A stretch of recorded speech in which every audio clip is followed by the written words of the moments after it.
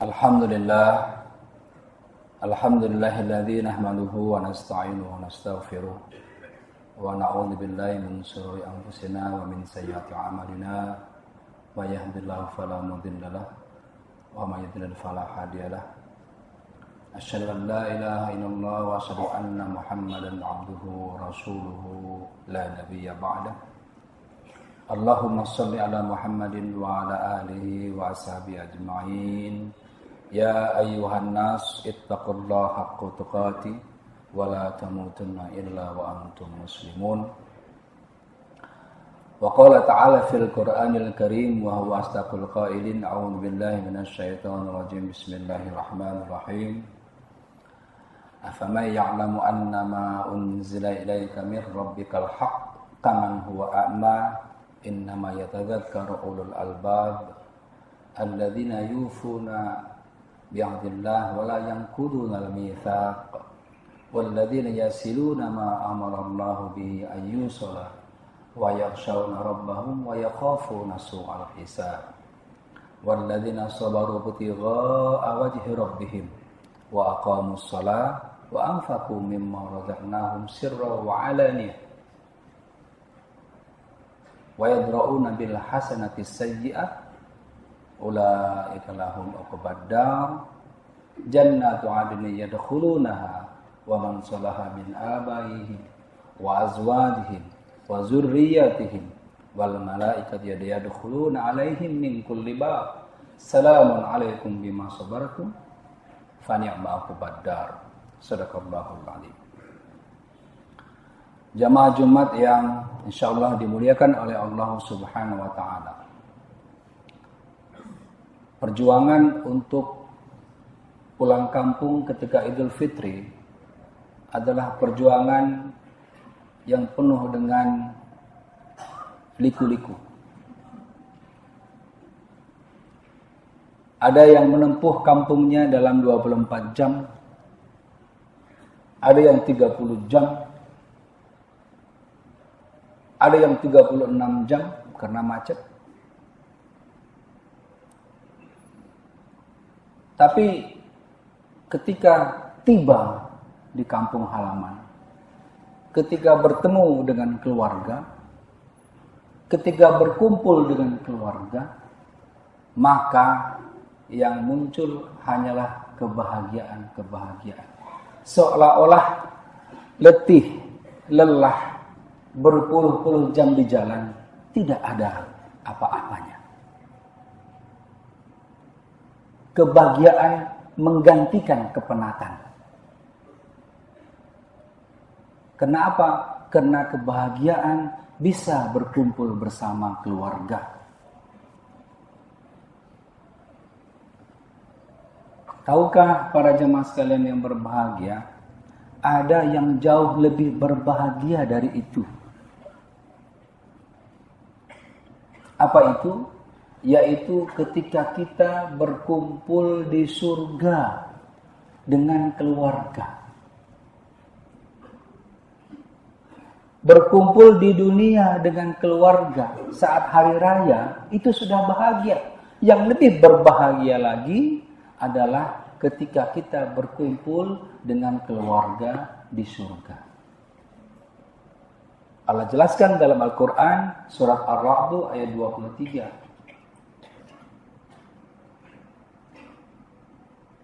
Sangat jelas. Allah jelaskan, a'udzubillahi minasyaitonir rajim, jannatu 'adnin yadkhulunaha. Surga Aden yang mereka masuk semua ke dalamnya. Siapa itu yang masuk semua ke dalamnya? Wa man sholaha min abaihim. Orang-orang soleh dari bapaknya, kakeknya, uyutnya ke atas. Wa azwajihim. Orang-orang soleh dari pasangannya, dari istrinya, dari suaminya. Wa zurriyatihim, orang-orang soleh dari anaknya, cucunya, cicitnya, terus ke bawah. Itulah yang nanti akan berkumpul di surga Aden. Jannatu Aden yadkhulunaha wa man salaha min abaihim wa azwajihim wa dzurriyyatihim. Bayangkan, ini kelannya sangat panjang. Dari mulai sampai kakek-kakek sampai uyut, cucu-cucu sampai bawahnya, dan pasangan-pasangan kita nanti kumpulnya di surga, Jannatul Adn. Allahu Akbar. Allahu Akbar.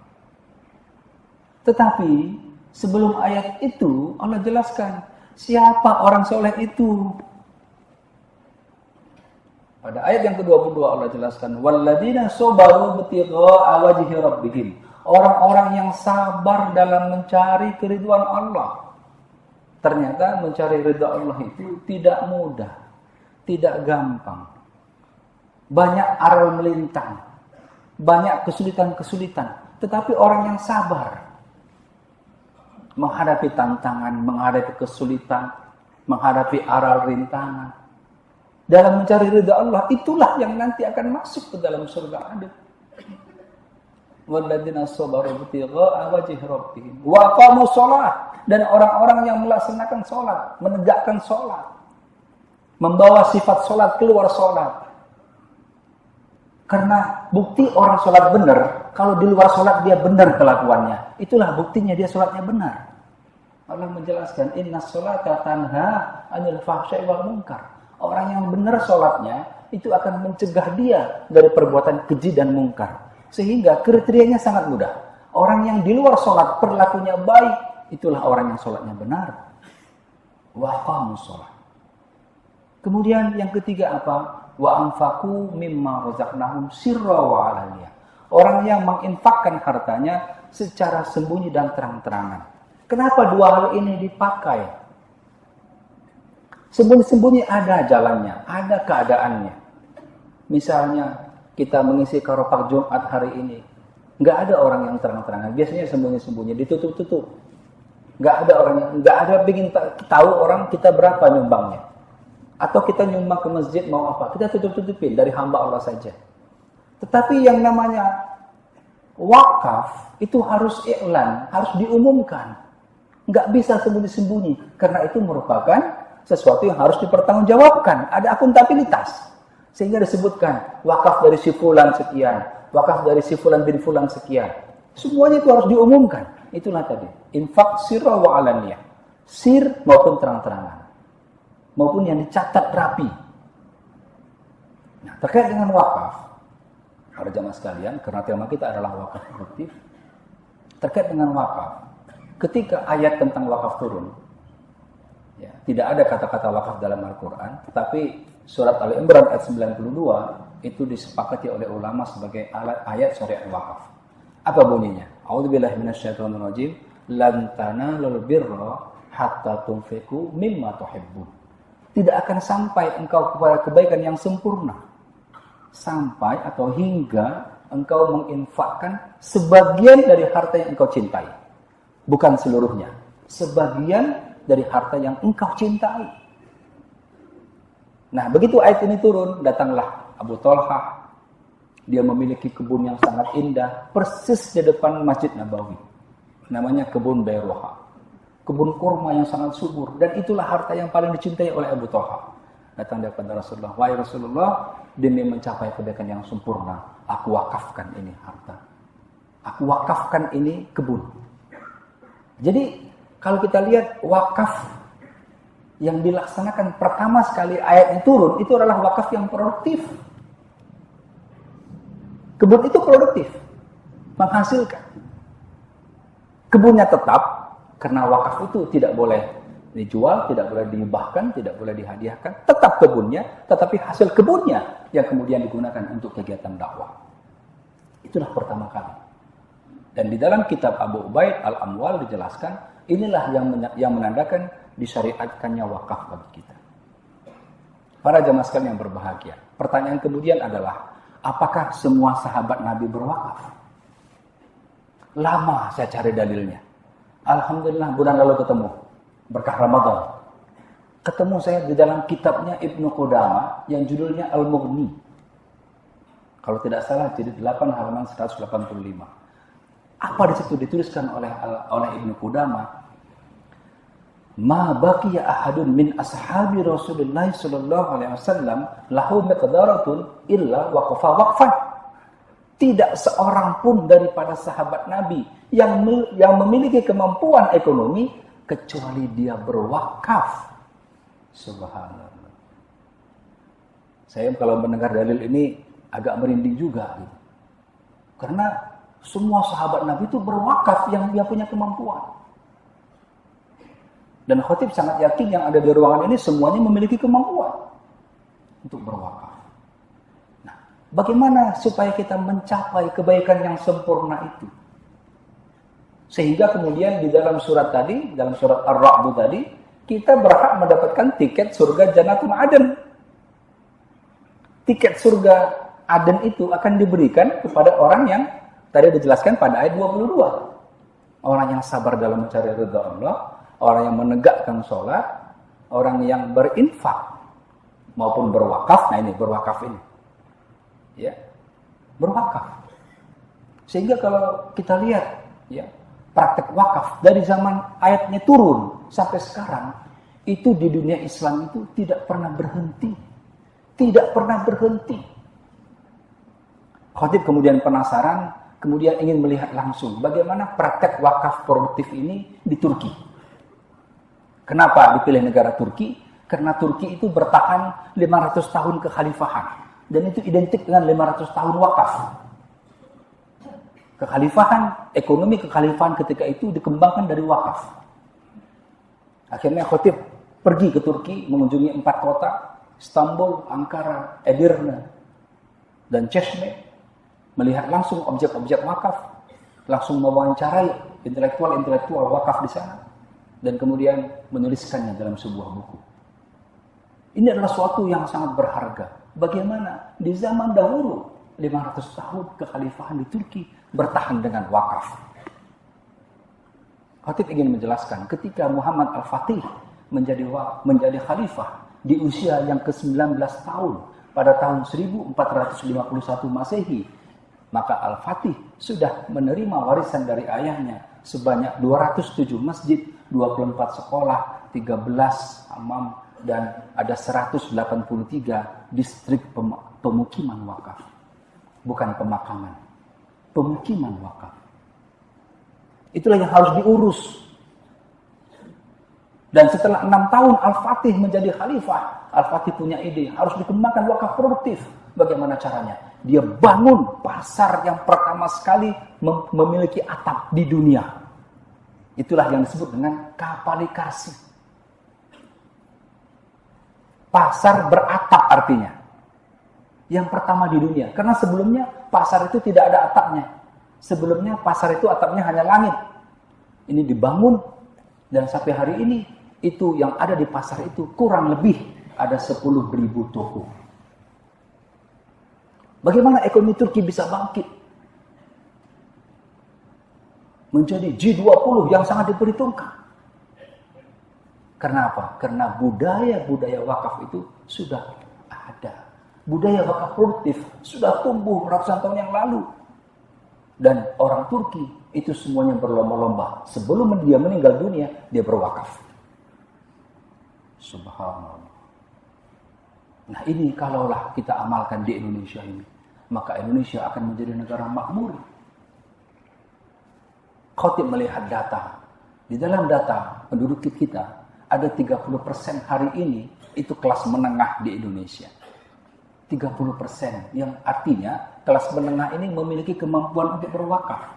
Katakan 30% dari Muslim 200 juta dari seluruh 250 juta penduduk Indonesia. Artinya Muslim kelas menengah ada 60 juta. Kita bagi satu keluarga itu ada 5 orang, suami istri dan 3 anak. 60 bagi 5, 12 juta. 12 juta kepala keluarga yang kelas menengah. Kalau dalam setahun kita minta wakafnya 1 juta saja, maka dalam setahun kita bisa mengumpulkan 12 triliun. Dan itu cukup untuk membangun jalan tol sepanjang 300 km. Tahun depan kita bisa membangun lapangan terbang dari wakaf. Tahun depannya lagi kita bisa membangun pelabuhan laut dari wakaf. Tahun depannya lagi, setiap tahun harta wakaf akan bertambah. Dan di mana indahnya harta wakaf adalah tidak bisa dijual belikan.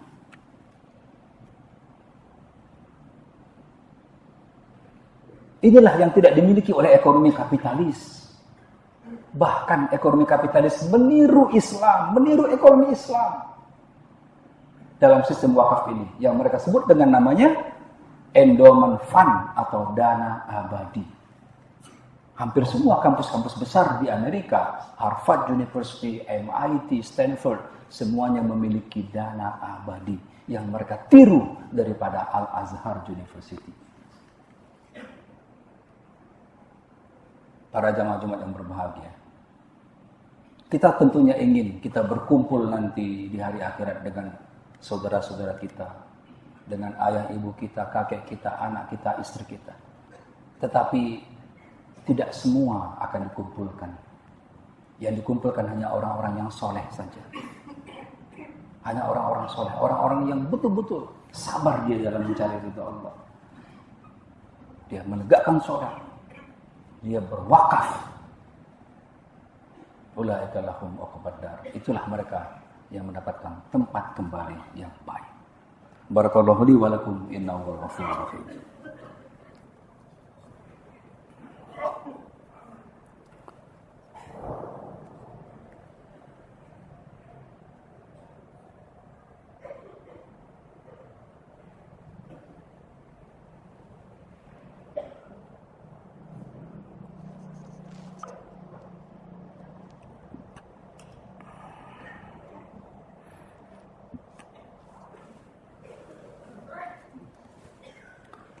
Alhamdulillah hamdan katsiran kama amar. Asyhadu an la ilaha illallah wa asyhadu anna Muhammadar Rasulullah. Allahumma shalli ala Muhammad wa ala ali Muhammad kama shallaita ala Ibrahim wa ala ali Ibrahim. Wa barik ala Muhammad wa ala ali Muhammad kama barakta ala Ibrahim wa ala Ibrahim fil alamin innaka Hamidum Majid. Ya ayyuhan nas ittaqullaha haqqa tuqatih wa la tamutunna illa wa antum muslimun. Wahai manusia, bertakwalah kepada Allah. Janganlah meninggal dunia kecuali dalam keadaan muslim. Para jamaah sekalian, marilah kita berdoa. Semoga Allah terima doa kita. Marilah kita berdoa dengan penuh harapan, dengan penuh khusyuk, dengan penuh permintaan. Semoga Allah terima doa kita. Amin. Amin ya rabbal alamin. Allahumma ighfir lil muslimin wal muslimat wal mu'minina wal mu'minat al ahya minhum wal amwat. Ya qadiyal hajat. Rabbana zalamna anfusana wa illam taghfir lana wa tarhamna lanakunanna minal khasirin. Ya Allah, ya Tuhan kami, berkahilah majelis kami ya Allah. Catatlah nama-nama kami yang hadir di majelis ini ya Allah, sebagai hamba-Mu yang bersyukur ya Allah, sebagai hamba-Mu yang tidak kufur ya Allah, sebagai hamba-Mu yang terus-menerus berzikir menyebut nama-Mu ya Allah. Ya Allah, ya Tuhan kami meminta kepadamu ya Allah, sebelum ajal menjemput kami ya Allah, berikan kami kemampuan untuk berwakaf ya Allah.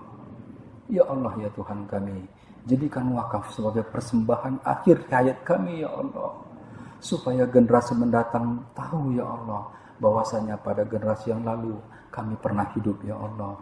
Ya Allah, ya Tuhan kami, terimalah doa-doa kami ya Allah. Rabbana atina fid dunya hasanah wa fil akhirati hasanah wa qina adzabannar. Ibadallah, innallaha ya'muru bil 'adli wal ihsan wa ita'i dzil qurba wa yanha 'anil fahsya'i wal munkar wal baghi. Ya'idukum la'allakum tadhakkarun. Wa dzikrullahi akbar.